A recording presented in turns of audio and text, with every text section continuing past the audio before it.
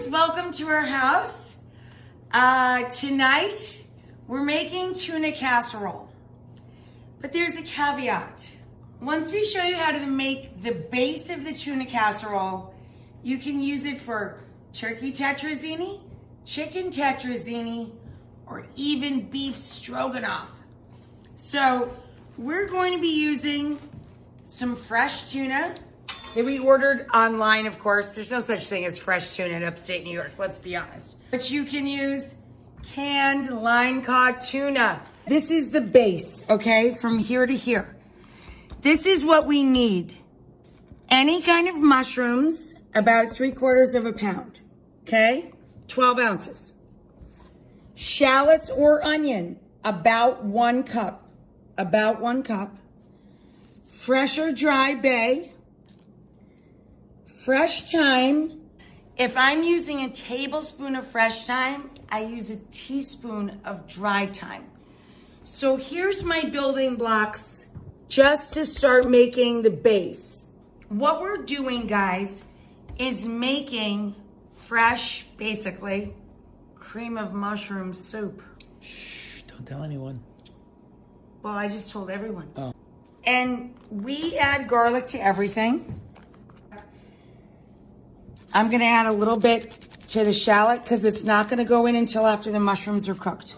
Now, because we are cooking tuna, I took a little bit of celery. Look how tiny, like a 1/2 cup. And I'm gonna add it when I add the shallot.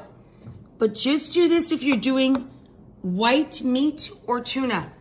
For beef stroganoff, I would not go there. I would just do mushrooms and shallot, thyme, and garlic. Okay? No matter what you're doing, guess what goes first? Mushrooms. Turning it up to medium high. Mushrooms brown first, and we do not salt them until they're brown.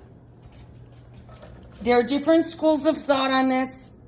In my opinion, you let mushrooms brown before you add salt because salt draws out liquid and it takes more time for them to develop their flavor and their color. So I prefer to let the mushrooms brown before I add any kind of salt to them. We defrosted some fresh tuna, and you want about 12 ounces. These are 2 6-ounce steaks, or you could use 2 6-ounce cans. Here's our mushrooms. Oh my God, smell that. So good, right? Oh, that smells just great. Olive oil and butter and mushrooms, yum. So now again, only if you're using white meat or white meat substitute do we add the celery. If you're using beef, just do the shallots or onion. 2 fat cloves of garlic, some thyme, fresh or dry, some bay leaf, fresh or dry. Now we can add our salt and pepper. Salt over the shoulder for luck. I like a pinch of black and a pinch of white in this, both, but either or is fine. And now we're gonna drop that heat down a little bit and just let that sweat. For the topping, I'm gonna use crushed saltines or soup and oyster crackers. I'm a cracker crusher. Say that 3 times fast. I'm a cracker crusher, I'm a cracker crusher, I'm a cracker crusher. Wow, I'm impressed. To these guys, I'm gonna add the most important ingredient, parm. Dried herbs, thyme, tarragon, chive, parsley, any one or all. If you're using fresh tuna, this is when we turn it, see? When it's still pink in the middle, but brown on one side. Now we're gonna sprinkle in a little flour, or you can use potato starch if you're gluten-free. Couple tablespoons just to dust it, okay? Now, if you're dairy-free, you don't even have to use milk or cream or wine or any of that. This is delicious just with stock if you want to use vegetable stock. So we're gonna start the pan with a little wine, white wine. 1 turn of the pan to add acidity. Vegetable, chicken, beef, whatever you're cooking. What brand of stock might that be? Yeah, it has my head on the box. It's super creepy. We have to pull the tuna off. You don't want to overcook it. Give a little splash of wine, a little love to them. Little love. Look how creamy and lovely that is. This is what I'm saying. Even if you don't do dairy, look how lovely and delicious that's going to be when you just add noodles and the tuna or whatever your protein choice is. I'm going to add milk and cream. Any dairy product you like. And we're adding about equal amounts of the stock and the dairy. Okay? Simple enough. And then we just stir and let that thicken a touch. At this point, if I were cooking beef stroganoff, I would have used beef stock and added a little Worcestershire sauce. Okay? And maybe a dash of soy sauce or smoked soy sauce. We're doing tuna, so we're gonna add a little bit of lemon zest to this. We're going to add also